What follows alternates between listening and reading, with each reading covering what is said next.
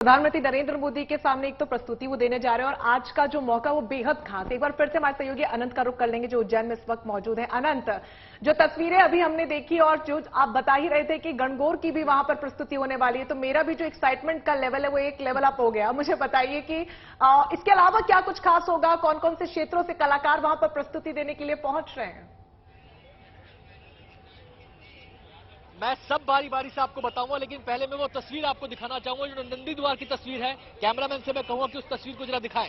लोगों की एंट्री यहां पर शुरू हो गई है। साधु समाज के लोग, संत समाज के लोग, जो कहा जा रहा है कि इस कार्यक्रम का मुख्य हिस्सा रहेंगे। आप देख सकते हैं कि साधुओं के आने का सिलसिला भी शुरू हो गया है, यानी कि जो लोग इस कार्यक्रम में शामिल हैं, जिनको यहाँ पे इस कार्यक्रम का हिस्सा बनना है, उन तमाम लोगों की एंट्री शुरू हो चुकी है। और पहले कलाकार गए थे बारी बारी से, सभी आपको बताया कि काफी संख्या में कलाकार हैं और अलग अलग प्रदेशों के, जिन प्रदेशों से अब आपने पूछा था कि किन किन जगहों से कलाकार यहां पर आ रहे हैं, तो आपको बता दूं कि मध्य प्रदेश के अलग अलग जिलों से कम 7-8 जिलों से कलाकार यहां पे आए हैं। वो शहनाई वादन की प्रस्तुति यहां पर करने जा रहे हैं। मंगल मंगल धुन जो बजाई जाएगी, प्रधानमंत्री जब मंगल द्वार से एंट्री करेंगे तो उस समय उनका स्वागत उसी मंगल धुन से किया जाएगा। ये हुई शहनाई वादन की बात। आपको मैं बता दूं कि इसके अलावा झारखंड के कलाकार यहां पर हैं, केरल के कलाकार यहां पर हैं, तेलंगाना के कलाकार यहां पर हैं, असम के कलाकार यहां पर हैं, राजस्थान के कलाकार यहां पर हैं। और खास बात यह है कि आदिवासी जो कलाकार हैं वो काफी मात्रा में यहां पे मौजूद हैं और वो भी जो शिव की कथाओं से जुड़े यहां पर जो उनके प्रस्तुतियां हैं वो यहां पर प्रस्तुत करने वाले हैं। और उन तमाम कलाकारों के से मैंने बातचीत की है, उनके ऊपर रिपोर्ट तैयार की है। अभी आपको शायद वो रिपोर्ट बुलेटिन में दिखाई भी देगी।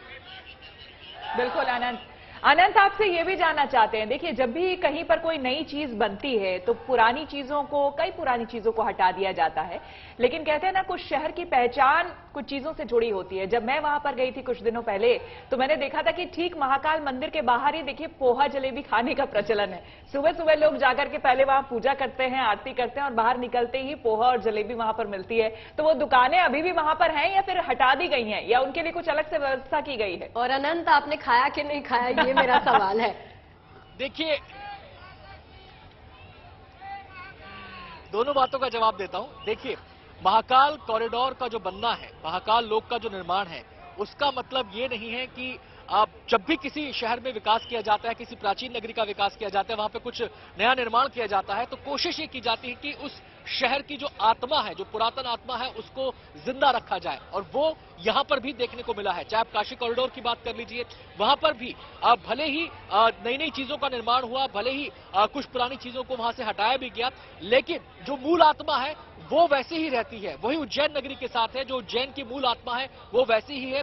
मंदिर के आसपास जो माहौल आपने देखा होगा, जो सराउंडिंग आपने देखी होगी, उसमें थोड़ी बहुत तब्दीली आपको नजर आएगी, लेकिन उसके बाद का जो इलाका था, जो बिखरा सा इलाका था, उसको ये कहें कि बिखरे हुए मोती थे, उनको एक धागे में पिरोकर एक पूरी संपूर्ण सुंदर माला तैयार कर दी गई है। अब बात आ जाता हूं शगुफ्ता की बात पर। शगुफ्ता पूछ रही है मैंने पोहा खाया नहीं खाया।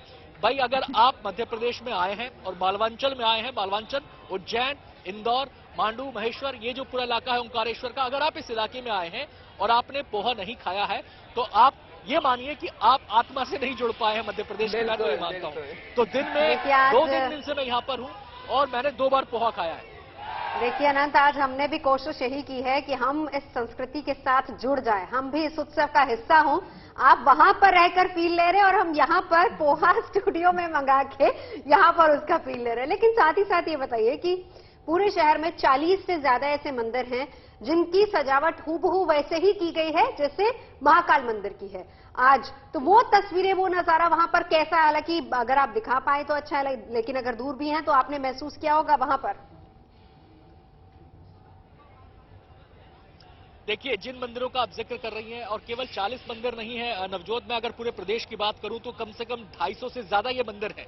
250 से ज्यादा मंदिरों में भव्य सजावट की गई है, सुंदर वहां पे व्यवस्था की गई है और कोशिश की गई है कि वहां पर लाइव का प्रसारण भी किया जाए, ताकि जो भक्त उन मंदिरों में पहुंच रहे हैं वो भी इस दिव्य नजारे को देख सके। और केवल 250 मंदिरों की ही बात नहीं है, बल्कि 2500 गांव ऐसे हैं जहां पर विशेष प्रबंध किया गया है। हालांकि आजकल सैटेलाइट चैनल सबके घरों में आते हैं, डिश छतरी के थ्रू आप एंटीना के थ्रू लोग इसको देख पाते हैं।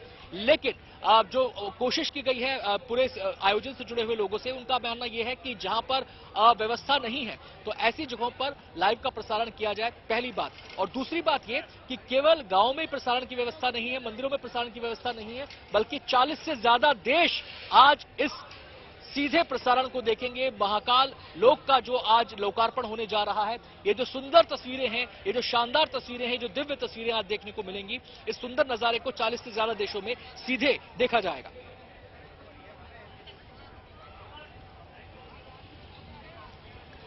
तो इस वक्त अनंत लगातार हमारे साथ जुड़े। आपको बता दें कि गुड न्यूज टुडे पर महाकाल की महा कवरेज लगातार सुबह से हम आपको दिखा रहे हैं। तो अनंत, अब ये भी बताइए जरा कि साधु संतों का अंदर पहुंचना जारी है। सुबह से ही जो अलग अलग टोलियां हैं कलाकारों की, वो भी वहां पर पहुंच रही हैं। तो कितनी देर में अभी फिलहाल कपाट बंद कर दिए जाएंगे? और ये भी कहा जा रहा है कि दर्शन जो करने आए हैं महाकाल के, उन भक्तों को नहीं रोका जाएगा। तो वो व्यवस्था कैसी है वहां पर? मैंने जैसे नवजोत पहले भी आपको बताया था कि ये जो महाकाल कॉरिडोर है, इसकी मंदिर से जो दूरी है ये लगभग 1 से 1.5 किलोमीटर की दूरी है और ये पूरा परिसर उससे जाकर जुड़ता है। तो वो जो मंदिर परिसर है वहां पर सुबह से हम देख रहे हैं कि वहां पर श्रद्धालुओं के आने जाने का सिलसिला जारी है। और जहां तक श्रद्धालुओं के आने की, उनके रोकने की बात है, इसकी जो रियल पोजीशन होगी वो तब पता चलेगी जब प्रधानमंत्री मोदी यहां पर आएंगे, क्योंकि उनका भी पूजा का कार्यक्रम है।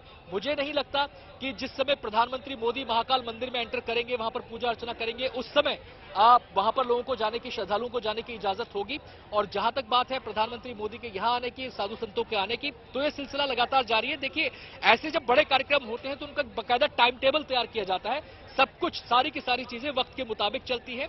जिसकी जब जो भूमिका है वो तय समय पर उसको भूमिका अपनी अदा करनी होती है। जिसका जब जो समय है एंट्री का, एग्जिट का, वो तय समय पर उसकी एंट्री एग्जिट होती है। तो वही सिलसिला इस समय चल रहा है। मुझे लगता है कि साधु संतों के आने का सिलसिला शुरू हो गया है। एक बार फिर से मैं कहूंगा, कैमरा पैन करके दिखाएं। साधु समाज के कुछ और लोग यहां पर सामने पार्किंग जो स्थल है यहां पर आ चुके हैं, उनकी गाड़ियां यहां पर आ चुकी हैं और यहां से वो बढ़ रहे हैं नंदी द्वार की तरफ। और नंदी द्वार से फिर वो एंट्री करेंगे। नंदी द्वार से सीधा जो रास्ता है वो आयोजन स्थल की तरफ जाता है, महाकाल लोक की तरफ, जहां पर मंच बनाया गया, जहां पर कलाकार अपनी प्रस्तुतियां देंगे। तो साधु समाज के लोग यहां पर हैं, साधु समाज के लोगों का आने जारी है। और इसके अलावा जो सरकार से जुड़े लोग हैं, जो अन्य गणमान्य लोग हैं, जो अन्य अतिथि लोग हैं, वो भी थोड़ी ही देर में उनके भी आने का सिलसिला शुरू हो जाएगा। नमस्कार। बिल्कुल, बहुत बहुत शुक्रिया अनंत, आपका हमारे साथ जुड़ने के लिए।